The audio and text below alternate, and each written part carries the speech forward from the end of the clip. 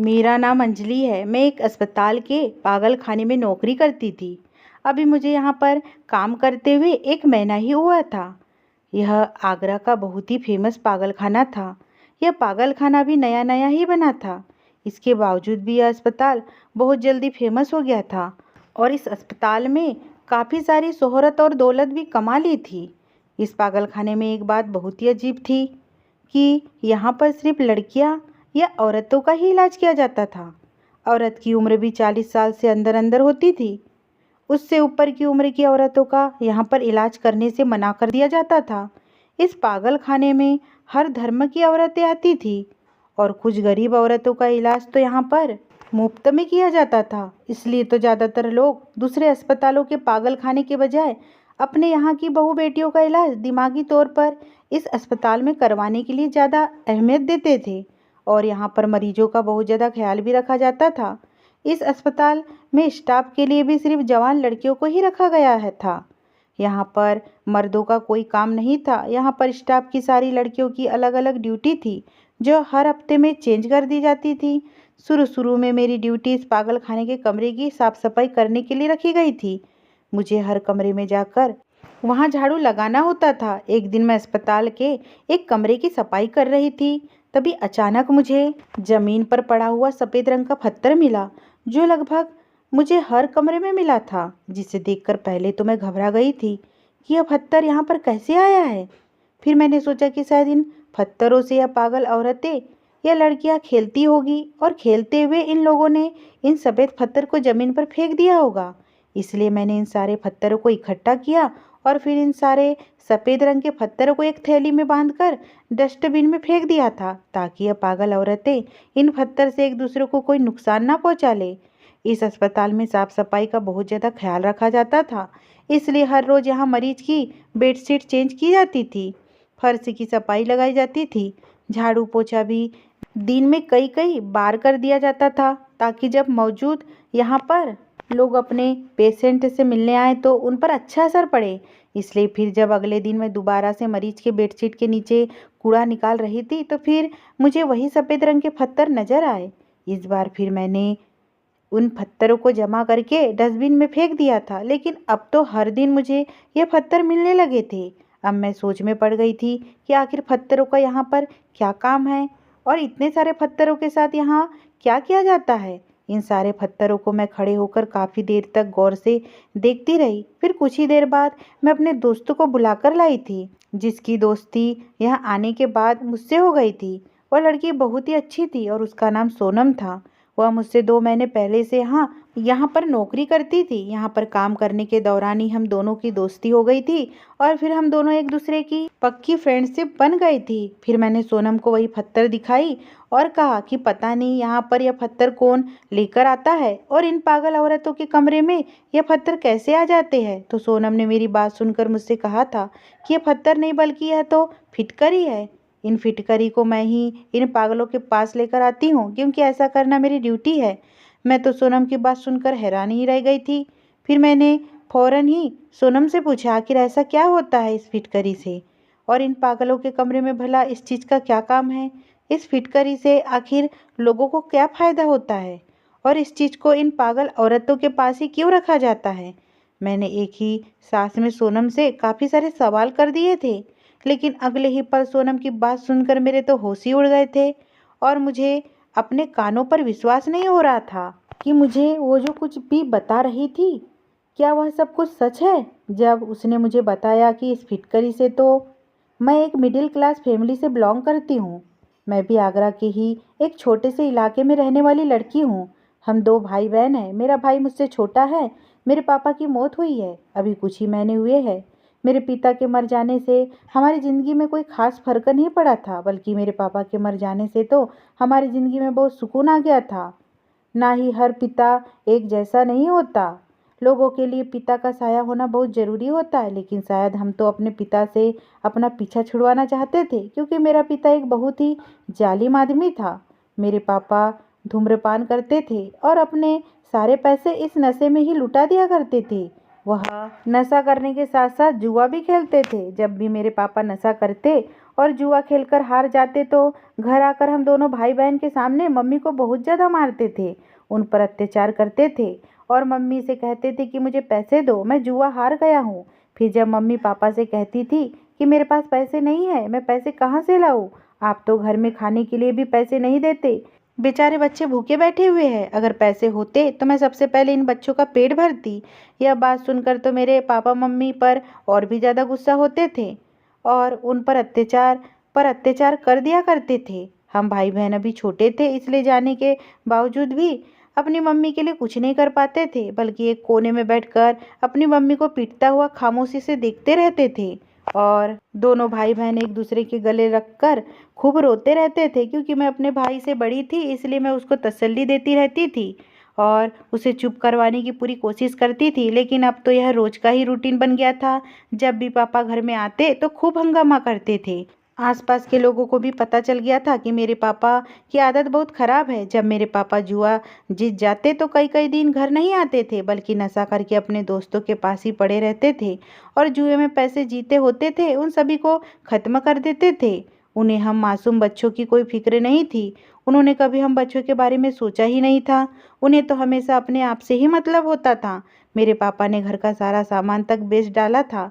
मजबूरी में आकर मम्मी को घर से बाहर निकलना पड़ा था, क्योंकि उन्हें अपने बच्चों का भी तो पेट पालना था। अगर हमें कुछ खाने के लिए नहीं मिलता तो हम लोग तो भूख से ही मर जाते। इसलिए मेरी मम्मी ने कदम उठाया कि वह लोगों के घरों में जाकर काम किया करेंगी। मेरी मम्मी ने लोगों के घरों में जाकर साफ सफाई का काम करना शुरू कर दिया था, जिसकी वजह से हमें 2 वक्त का खाना मिलने लगा था। मेरी मम्मी को जो सैलरी मिलती थी उससे वो घर का खर्च करती थी। घर की सारी जिम्मेदारी मेरी मम्मी के कंधों पर आ गई थी और पापा तो बड़ी बेफिक्र से अपनी ज़िंदगी गुजार रहे थे। मम्मी सुबह होते ही लोगों के घरों में काम करने के लिए चली जाती थी और मम्मी के काम पर चले जाने के बाद मैं अपने भाई को नाश्ता देती, फिर घर की साफ सफाई करती और खाना भी मैं ही पकाया करती थी, क्योंकि मेरी मम्मी ने मुझे कम उम्र में ही यह सब कुछ सिखा दिया था। पर मैं तो पढ़ना चाहती थी, मुझे पढ़ने की बहुत तमन्ना थी। मैं अपने छोटे भाई से पूरे 10 साल बड़ी थी। मेरे नाना नानी दोनों ही इस दुनिया से चले गए थे। उन दोनों की एक एक्सीडेंट में मौत हो गई थी। मेरी मम्मी एक अच्छी और खाते पीते घर में रहती थी और मेरे मम्मी के पापा काफ़ी मेहनती और अच्छे इंसान थे, जिन्होंने अपनी मेहनत की कमाई से घर में हर फैसिलिटी मौजूद की हुई थी। मेरे नाना नानी की मौत के बाद मामा को मम्मी बोझ लगने लगी थी और उन्होंने जल्द ही अपने बोझ को अपने सर से उतार कर फेंक दिया था और मेरी मम्मी की शादी बिना कुछ सोचे समझे एक बिगड़े हुए इंसान के साथ कर दी थी। फिर मामा जी ने कभी भी पलटकर मम्मी को नहीं देखा था। उन्होंने कभी दोबारा पलटकर मेरी मम्मी की खबर तक नहीं ली थी कि वह अपने ससुराल में कैसे रहती है, कैसे नहीं, आखिर वह किस हाल में अपनी ज़िंदगी गुजार रही है। शायद कुछ भाइयों के लिए बहनें इस तरह से बोझ बन जाती है कि वह उनकी ज़िंदगियों में अपने हाथों से ही बर्बाद कर देते हैं। लेकिन कोई बात नहीं, दूसरों के साथ ही की गई हुई गलती एक न एक दिन अपने आगे भी ज़रूर आती है। शादी के 1 साल बाद ही मैं पैदा हो गई थी, लेकिन फिर मेरे पैदा होने के बाद जब भी मम्मी प्रेग्नेंट होती तो पापा मम्मी को नशे की हालत में बहुत ज़्यादा मारते थे, जिसकी वजह से मम्मी की प्रेगनेंसी ख़त्म हो जाती थी। और फिर इस तरह से पूरे शादी के 9 साल बाद मेरा भाई पैदा हुआ था। मेरे भाई का नाम राहुल था। राहुल के पैदा होने पर मेरे पापा को कोई ख़ास खुशी नहीं हुई थी, लेकिन मेरे भाई के जन्म पर मैं और मेरी मम्मी बहुत खुश थे, क्योंकि मेरी मम्मी का कहना था कि तुम्हारा भाई ही हमारी किस्मत को पलटेगा। बड़ा होकर जब अपनी माँ के लिए पैसा कमाएगा तो हमारी सारी परेशानियों को दूर कर देगा। मेरे भाई के जन्म के बाद मम्मी ने पापा से मना करने के बाद भी मेरा एक सरकारी स्कूल में एडमिशन करवा दिया था, क्योंकि मेरी ख्वाहिश थी कि मैं पढूं। यहाँ पर फीस बहुत ही मामूली सी थी और कोर्स वगैरह भी फ्री में मिल जाता था।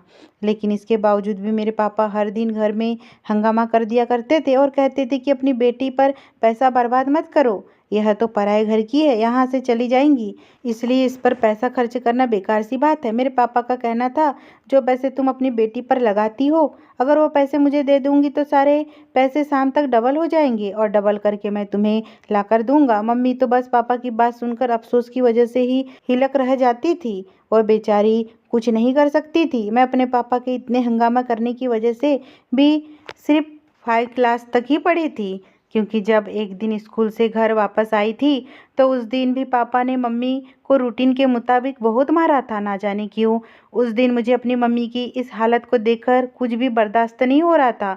मेरे पापा मेरी वजह से मेरी मम्मी को बुरी तरह से मार रहे थे। मुझे अपने पापा पर बहुत गुस्सा आ गया था। उन्होंने मम्मी को मारने के लिए हाथ में डंडा उठा लिया था।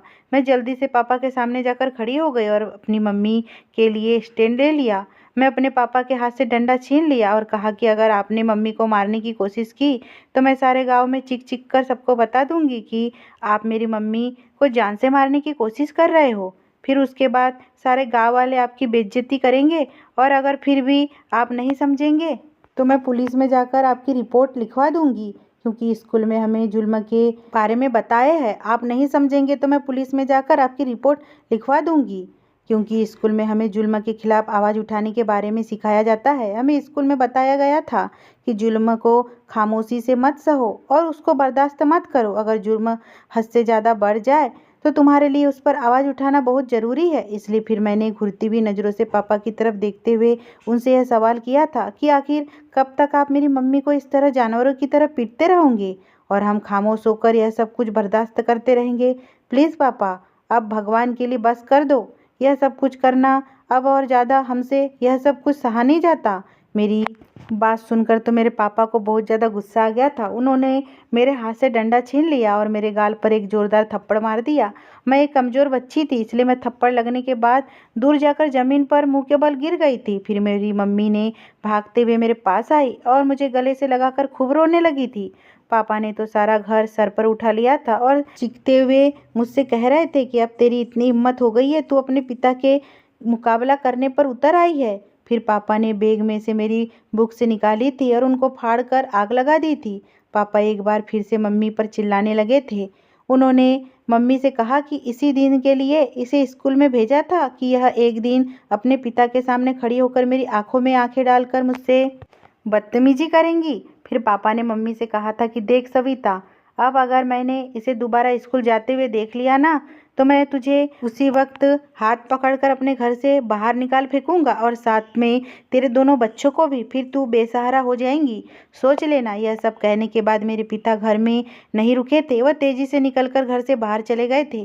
पापा के जाते ही मम्मी ने नाराजगी से मेरी तरफ देखते हुए मुझसे पूछा कि भला तुझे क्या ज़रूरत पड़ी थी कि तू अपने पिता से इस तरीके से बात करे। मैंने भी अपने आंसू साफ करते हुए मम्मी से कहा था कि मैंने कौन सा कोई गलत बात कही थी जो उनको इतना गुस्सा आ गया था। मैंने तो हालात से तंग आकर आपकी साइड लेकर ही बात की थी। फिर मैंने मुंह बनाते हुए मम्मी से कहा था कि अच्छा ही होता वो हमें घर से बाहर निकाल देते, कम से कम हमारी ज़िंदगी में भी थोड़ा सा सुकून आ जाता और हम सबको ही इस परेशानी भरी ज़िंदगी से छुटकारा मिल जाता।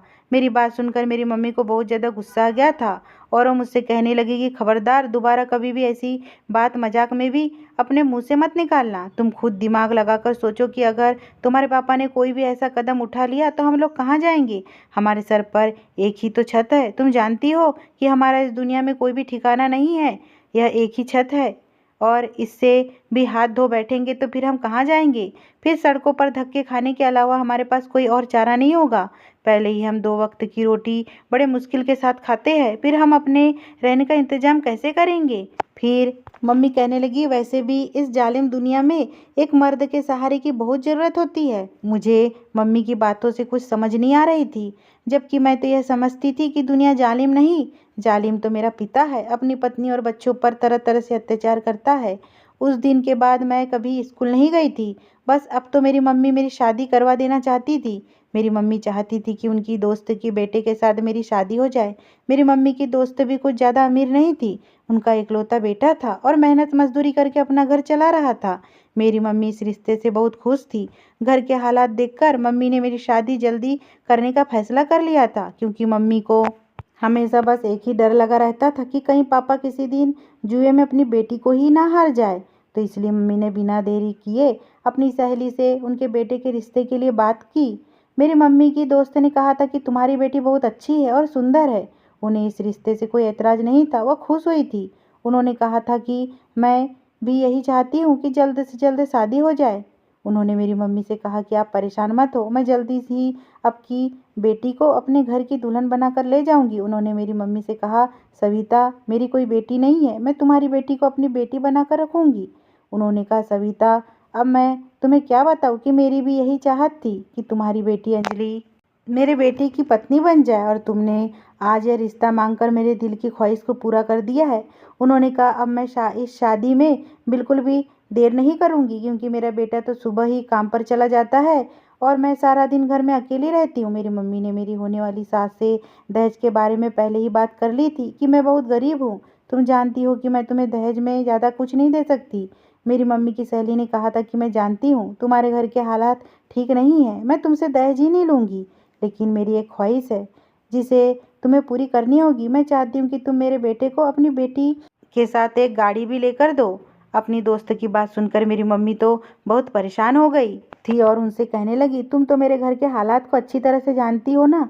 लोगों के घरों में काम करके मैं अपना घर का खर्चा चलाती हूँ, इसके अलावा तो और मेरी कोई आमदनी नहीं है, इसलिए गाड़ी देना तो मेरे बस की बात नहीं है। लेकिन यहाँ तक दहेज की बात है तो उसमें थोड़ा बहुत सामान लेकर अपनी बेटी को ज़रूर दूंगी। फिर मेरी मम्मी की दोस्त ने भी मम्मी की बात सुनकर फ़ौरन ठाठ के साथ कहा, हमें दहेज नहीं चाहिए, मेरे घर में किसी चीज़ की कोई कमी नहीं है, इसलिए तो मैं तुमसे दहेज लेने से इनकार कर रही हूँ।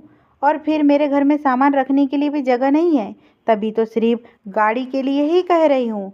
तुम देख लो आखिर कब तक तुम गाड़ी का इंतज़ाम कर पाऊँगी। हम थोड़ा इंतज़ार कर लेंगे, क्योंकि हमें इतनी भी कोई जल्दी नहीं है शादी की बात। मेरी मम्मी अपनी सहेली की बातें सुनकर खामोश हो गई और मायूसी के साथ उठकर वहाँ से घर वापस आ गई। मैंने अपनी मम्मी के चेहरे को उदास देखा तो उनसे उनकी वजह पूछी। मेरी कई बार पूछने पर भी मम्मी ने मुझे कुछ नहीं बताया था। फिर थोड़ी देर के बाद मेरी मम्मी उठी और अपना एक छोटा सा पर्स निकाल कर बैठ गई थी, जिसमें मम्मी पापा से छुपाकर पैसे रखती थी। क्योंकि पापा घर पर नहीं थे, इसलिए वह बेफिक्री के साथ पैसे गिनने लग गई थी। मैं बचपन से ही मम्मी को देखते आ रही थी कि हर महीने के आखिरी में जब उनको सैलरी मिलती थी तो वह उन पैसों को दो हिस्से में डिवाइड कर लेती थी, और फिर आधे पैसे से मम्मी घर में राशन भर देती थी और आधे पैसे हमेशा इस पर्स में छुपा कर रख देती थी। और फिर पापा के इतने करने के बावजूद भी मम्मी ने पापा को कभी भी इन पैसों के बारे में नहीं बताया था। आज जब मैंने उन्हें इतने सालों के बाद उन पैसों को बड़ी ही आस के साथ गिनते हुए देखा तो मैंने मम्मी से पूछ लिया था कि मम्मी आपने आखिर इन पैसों को क्यों जमा किया है। तो मम्मी मुझे मुस्कुराकर देखने लगी और फिर उन्होंने मुझे बताया कि बेटी, ये पैसे मैं थोड़े थोड़े करके तुम्हारी शादी के लिए जमा कर रही थी, ताकि जब भी तुम्हारी शादी हो तो ये पैसे हमारे कुछ काम आ सके। लेकिन इन पैसों को गिनकर मम्मी बड़े ही मायूस हो गई थी, क्योंकि वह पैसे तो इतने सालों से जमा करने के बावजूद भी सिर्फ 10,000 ही निकले थे। मैं मम्मी को इस तरह मायूस देखकर बहुत परेशान हो गई थी, तो इसलिए मैंने मम्मी से फ़ौरन ही पूछ लिया कि क्या हुआ आपको, आप नाराज़ क्यों हो गई। तो फिर मम्मी ने मुझे बताया कि बेटी, मैं आज तुम्हारे रिश्ते की बात करने अपनी सहेली के घर गई थी। उन्होंने रिश्ता तो पक्का कर दिया है, लेकिन उन्होंने मुझसे कहा कि उन्हें हमसे दहेज में कुछ नहीं चाहिए, बस हमारे बेटे के लिए एक बड़ी सी गाड़ी चाहिए। और आज के इस महंगाई के दौर पे मैं साइकिल तक खरीद नहीं सकती, तो फिर गाड़ी कहाँ से खरीदूंगी। मैं शायद तुम्हारी शादी भी नहीं कर सकती। रिश्ता बहुत अच्छा है, मैं इस रिश्ते को भी अपने हाथ से नहीं जाने देना चाहती। मैंने मम्मी से कहा कि आपकी दोस्त ने इस तरह की बातें क्यों की, जबकि वह अच्छी तरह से जानती है कि हम लोग कितने गरीब हैं। अगर वह साइकिल की बात करती फिर भी ठीक था, लेकिन बाइक अगर हम अमीर होते तो ज़रूर बंदोबस्त हो जाता। फिर मम्मी ने मुझसे कहा कि बेटी, तुम उसकी तरफ से अपना दिल खराब मत करो। मेरी दोस्त हमारे घर के हालात को अच्छी तरह से जानती है, तभी तो उसने दहेज नहीं मांगा है। मम्मी की बात सुनकर मुझे गुस्सा आ गया था। मैंने मम्मी से कहा, आपकी दोस्त दहेज ले या फिर गाड़ी, बात तो एक ही है। मम्मी ने मुझे समझाने के लिए अभी मुंह खोला बोला ही था कि पापा, जो ना जाने कब से दरवाजे पर खड़े हुए हमारी बातें सुन रहे थे, फौरन वो अंदर आए और मम्मी के हाथ से पैसे छीनकर उन्होंने अपनी जेब में रख लिए और फिर मम्मी को बालों से पकड़कर मारना शुरू कर दिया था। और पागलों की तरह बस उन्हें मारते ही जा रहे थे। यह भी नहीं देख रहे थे कि उन्हें कहाँ चोट लग रही है और कहाँ नहीं। वो मम्मी से कह रहे थे कि तूने मुझे धोखा दिया है, मैं तुझे कभी माफ़ नहीं करूँगा, तुमने ये पैसे मुझसे क्यों छुपाए। और मेरी तरफ इशारा करके कहने लगे कि इस मनुष्य लड़की के लिए तूने मुझसे सारी उम्र झूठ बोला। मैं मम्मी को बचाने के लिए आगे बढ़ी ही थी कि पापा ने मुझे ही मारना शुरू कर दिया। मेरी मम्मी को बहुत ज़्यादा चोटें आई थी। पापा ने मम्मी को एक तरफ धक्का दिया और खुद घर से बाहर जाने लगे थे। मम्मी ने भी हिम्मत नहीं हारी थी, बल्कि जल्दी से उन्होंने पापा का रास्ता रोक लिया था और फिर पापा पर चिल्लाने लगी थी, निकालो मेरे पैसे कहाँ है, यह मेरे खून पसीने की कमाई है, मैं तुम्हें इनको नहीं दूंगी। मैंने आज पहली बार अपनी मम्मी को पापा पर चिल्लाते हुए देखा था, लेकिन पापा किसी की परवाह किए बिना ही पैसे लेकर जा चुके थे। पापा के इस तरह से पैसे ले जाने पर मम्मी को बहुत ज़्यादा शौक लगा था और वह चक्कर खाकर ज़मीन पर गिर गई थी, क्योंकि यह पैसे मेरी मम्मी सालों से इकट्ठा कर रही थी और इन पैसों को मेरे पापा जुए में हारने के लिए ले गए थे। फिर मम्मी को इस हालत में देखकर मैं चिल्लाने लगी थी कि कोई हमारी मदद करने के लिए आ जाए, लेकिन कोई भी हमारी मदद करने के लिए नहीं आया था, बल्कि आस पड़ोस के लोग आकर खड़े हो गए थे और फिर तमाशा देखकर चले गए थे। फिर मैं बड़ी मुश्किल से अपनी मम्मी को सरकारी अस्पताल में ले गई थी, क्योंकि प्राइवेट अस्पताल ले जाने के लिए मेरे पास पैसे नहीं थे।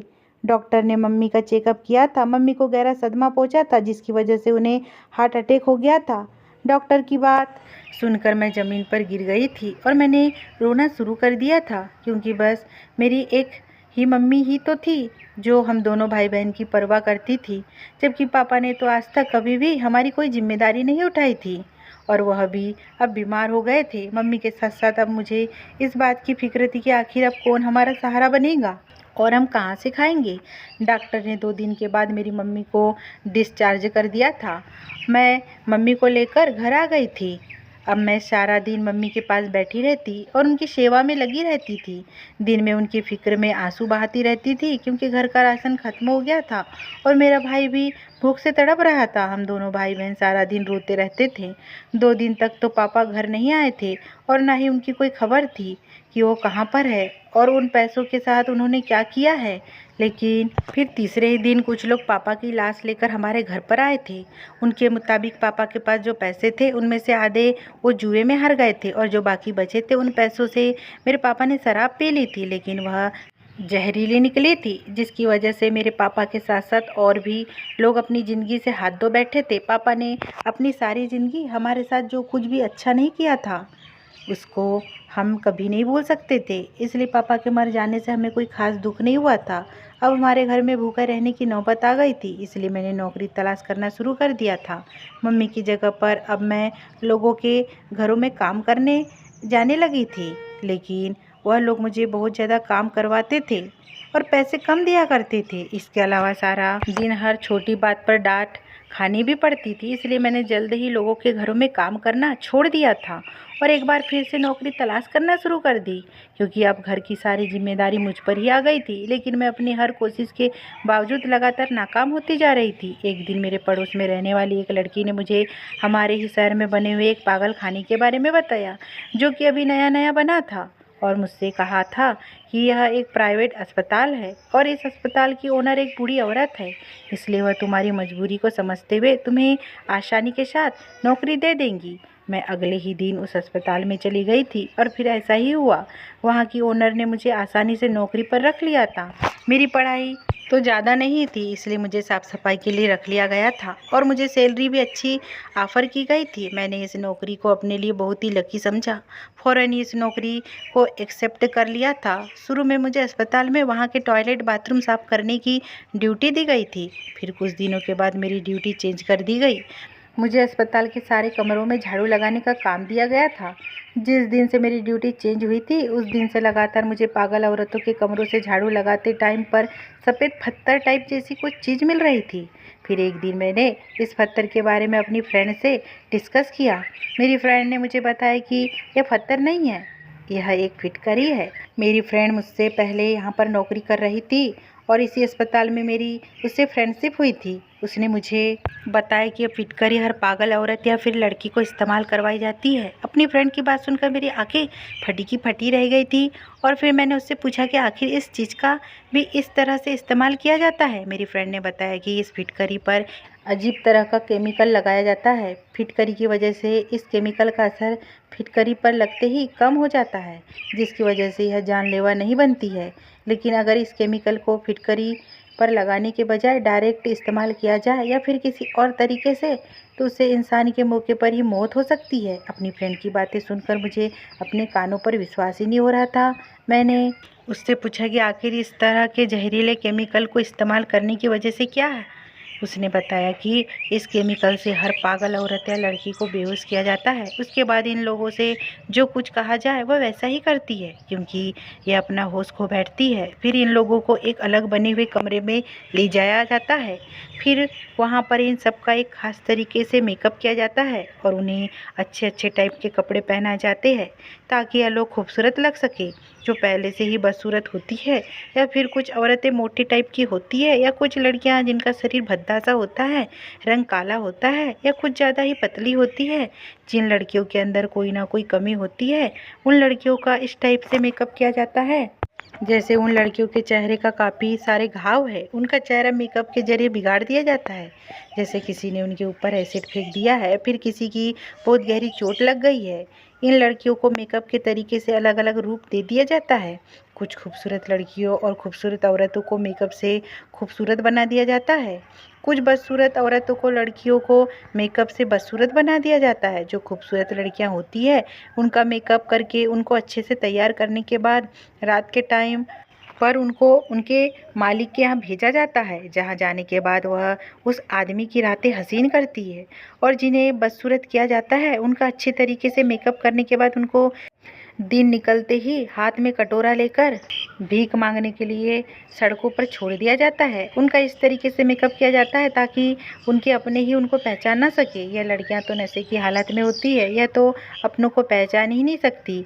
यह लोग जो भीख मांग कर लाती है, वह सब ओनर अपने पास रख लेती है। सुबह जब ये लड़कियां अपने होश में आती है, तो इनका आपस में कुछ भी याद नहीं रहता कि कौन सी लड़कियां कहाँ पर किसके साथ रात गुजारने के लिए गई थी, या फिर कौन सी औरत या लड़की दिन में कहाँ पर भीख मांगने के लिए गई थी। रात को जिन लड़कियों को अमीर आदमियों के हवाले कर दिया जाता है, वह मैडम को बहुत सारे पैसे देते हैं, और जो दिन में भीख मांगती है, उनकी भी वीडियो बनाकर अलग अलग देशों में भेजी जाती है ताकि उनके लिए डोनेशन आ सके। और जो उसका डोनेशन आता है, वह भी ओनर अपने पास ही रखती है। ओनर तो इन लोगों के सहारे अपनी लग्जरी लाइफ एंजॉय कर रही है और दूसरी कंट्री में जाकर घूमती फिरती है। अपनी फ्रेंड की बात सुनकर मैं तो हैरान रह गई थी कि इन लोगों के घर वाले कितने भरोसे के साथ इनको यहाँ पर छोड़कर जाते हैं, और ये मैडम कितनी प्लानिंग के साथ इन सब का फ़ायदा उठा रही है। मेरी फ्रेंड ने एक हैरान कर देने वाली यह बात बताई थी कि अगर रात को जाने वाली लड़की कभी प्रेग्नेंट हो जाती है, तो उसकी प्रेगनेंसी ख़त्म करने के लिए भी उसका इलाज इसी अस्पताल में किया जाता है। यहाँ पर पूरा एक ग्रुप है जो कि यह सब कुछ कर रहा है, सिर्फ और सिर्फ मैडम के कहने पर, क्योंकि सभी का मुंह बंद करने के लिए और इस गलत काम में शामिल होने के लिए सबको पैसे दिए जाते हैं। और तो और इनका सबका इलाज चलता है, उसके लिए भी उनके घर वाले मैडम को पैसे देकर जाते हैं। इसका मतलब यह है कि हर तरफ से मैडम के पास लाखों करोड़ों रुपए आ रहे हैं। इतनी सीधी और साफ दिल दिखने वाली औरत इतनी भी खराब हो सकती है, ऐसा तो कोई नहीं जानता था। यह औरत बूढ़ी जरूर थी, लेकिन बहुत ही ज़्यादा चालाकी से इन लोगों का फ़ायदा उठाकर पैसा कमा रही थी। मैं यह सब बर्दाश्त नहीं कर सकती थी, मुझे यह सब पसंद नहीं आया। इसलिए मैंने फैसला कर लिया कि इस धंधे को मैं ख़त्म करके ही रहूँगी। मेरी फ्रेंड ने मुझसे कहा भी था, अंजलि इस बारे में किसी को मत बताना, वरना तुम बहुत बुरी फंस जाओगी। मुझे फंसने का कोई डर नहीं था। मैं चाहती थी कि इन लोगों की सच्चाई सबके सामने आ जाए, लेकिन मुझे डर इस बात का था कि अगर किसी ने मेरी बात पर यकीन नहीं किया तो मेरा क्या होगा। मैं तो खुद गरीब हूँ, यहाँ पर नौकरी करने के लिए आई हूँ, लेकिन मैं औरतों की ऐसी हालत को नहीं देख सकती। इन औरतों के साथ बहुत बड़ा धोखा किया जा रहा था। जब यह लोग सब होश में होती थी तो नॉर्मल तरीके से बात करती थी। इन लोगों को पता ही नहीं होता था कि उनके साथ क्या किया जा रहा है। मैंने बड़ी हिम्मत की और पुलिस को जाकर सब कुछ बता दिया। पुलिस भी सबूत मांगती है, लेकिन मैंने पुलिस वालों को यकीन दिलाया था कि आप लोगों की मदद ज़रूर करूँगी। पुलिस वालों ने कहा कि आप हमारी किस तरह से मदद कर सकती हो। मैंने उनको तरीका बता दिया था। फिर हमें इस प्लान के हिसाब से चलना था। पुलिस वालों ने अपने ही एक लेडी कांस्टेबल को पागल बनाकर उसको उसी पागल खाने में भर्ती करने के लिए भेज दिया था। वह जो पुलिस कांस्टेबल थी वो बहुत ज़्यादा खूबसूरत थी। वह जानती थी कि कभी भी उनकी फिटकरी बहाने से दी जा सकती है, क्योंकि उसको लगता था कि वह पागल है, लेकिन वह तो नॉर्मल थी। जब उन्हें रात के टाइम पर फिटकरी सूंघने के लिए दी जा रही थी, तब उन्होंने अपनी नाक में पहले से ही रुई ठूसी हुई थी। डॉक्टर को दिखाने के लिए उन्होंने सांस नहीं ली थी और अपनी नाक के आगे फिटकरी को लगा लिया था। सबके सामने पुलिस कांस्टेबल नेहा ने यही रिएक्ट किया था, जैसे उनकी हालत बेसुध हो गई है और वह अपने होश खो बैठी है। मैं नेहा का साथ दे रही थी और अब नेहा के आगे भी सब कुछ खुलकर आ गया था, इसलिए मुझे नेहा को मेकअप रूम में ले जाने के लिए कहा गया था। मैं नेहा को मेकअप रूम में लेकर गई थी। नेहा के कपड़ों में एक कैमरा लगा हुआ था, जिससे पुलिस सब कुछ कवर कर रही थी। जब नेहा का मेकअप किया गया और उन औरतों का भी वहीं पर मेकअप किया जा रहा था जिन्हें भीख मांगने के लिए सुबह ले जाना था। नेहा पूरी तरह से तैयार हो गई थी और फिर उन्हें उसी आदमी के हवाले कर दिया गया जिन्हें उन्हें खरीदा था। नेहा को उस आदमी के गाड़ी में बिठाया ही जा रहा था। इतनी देर में पुलिस आ गई और पुलिस ने पूरे अस्पताल को चारों तरफ से घेर लिया और वहाँ पर जितने भी लोग इस काम में शामिल थे उन सबको अरेस्ट कर लिया। मैडम तो उस टाइम अस्पताल में नहीं थी, वो अपने घर पर थी। पुलिस ने उन लोगों को सबसे पहले अरेस्ट कर लिया। उसके बाद मैडम के घर पर भी छापा मार लिया और उसको सबूत के साथ अरेस्ट कर लिया गया। जब वहाँ के स्टाफ की पिटाई लगी, जो लोग उनके साथ मिले हुए थे उन्होंने सारी सच्चाई खुलकर बता दी। मैडम को पता ही नहीं चल सका कि उसकी सच्चाई किसने खोली है। सभी लोगों को अरेस्ट कर लिया गया था और सारी मीडिया में यह बात फैल गई। पूरे शहर में इस अस्पताल को बदनाम कर दिया गया था और कोर्ट का फैसला आया था कि इस अस्पताल को पूरी तरह से बंद कर दिया जाए। वहाँ की जितनी भी औरतें और लड़कियाँ थीं जिनके साथ इलाज के नाम पर यह सब कुछ हो रहा था, उनके घर वालों को उनके नुकसान के लिए मुआवजा भी दिया गया था। ऐसा इसलिए क्योंकि वह डिस्परेट थी और उनको ठीक करने के लिए ही तो उनके घर वाले इस अस्पताल में छोड़ गए थे, लेकिन यहाँ तो उनके साथ धोखा किया जा रहा था और घर वाले के पैसे काफ़ी हद तक अपने पेशेंट को ठीक करने की वजह से ख़त्म हो चुके थे। यहाँ तक कि जब लोगों को यह बात पता चली कि यह सब कुछ मेरी वजह से हुआ है, तो सरकार ने मुझे भी 1 लाख रुपए दिए थे मेरी बहादुरी पर। और पुलिस को यह सब कुछ सच बताने पर मेरी इस बहादुरी से सब लोग बहुत खुश थे। मेरी माँ भी मेरी इस बहादुरी पर बहुत खुश थी। उन पैसों से मैंने अपनी मम्मी के साथ मिलकर काम शुरू कर दिया था और हमारे घर के हालात भी बहुत सुधर गए थे। उन पैसों से मैंने एक अलग कपड़े बेचने का काम शुरू कर दिया था और एक बहुत बड़ा शोरूम खोला था। मुझे अब अपनी मम्मी की सहेली के बेटे से शादी करने की भी ज़रूरत नहीं थी, क्योंकि अब मैं पैसे कमाना चाहती थी। इसलिए मेरा मम्मी ने उससे रिश्ता करने से इनकार कर दिया। अब मैं मम्मी और भाई के साथ उस दुकान पर बैठकर बहुत अच्छी ज़िंदगी गुजार रही हूँ। यह मेरे सच बोलने का नतीजा है और मेरी हिम्मत दिखाने का। मैं आप लोगों से यही रिक्वेस्ट करती हूँ, अगर कहीं गलत हो रहा है तो उसके खिलाफ़ आवाज़ उठाएं और ऐसे लाचार लोगों की मदद कीजिए जिन्हें मदद की ज़रूरत है। अगर ये स्टोरी आपको पसंद आई हो दोस्तों, चैनल पे नए हो तो प्लीज़ मेरे चैनल को सब्सक्राइब कीजिए और वीडियो को लाइक कीजिए। धन्यवाद।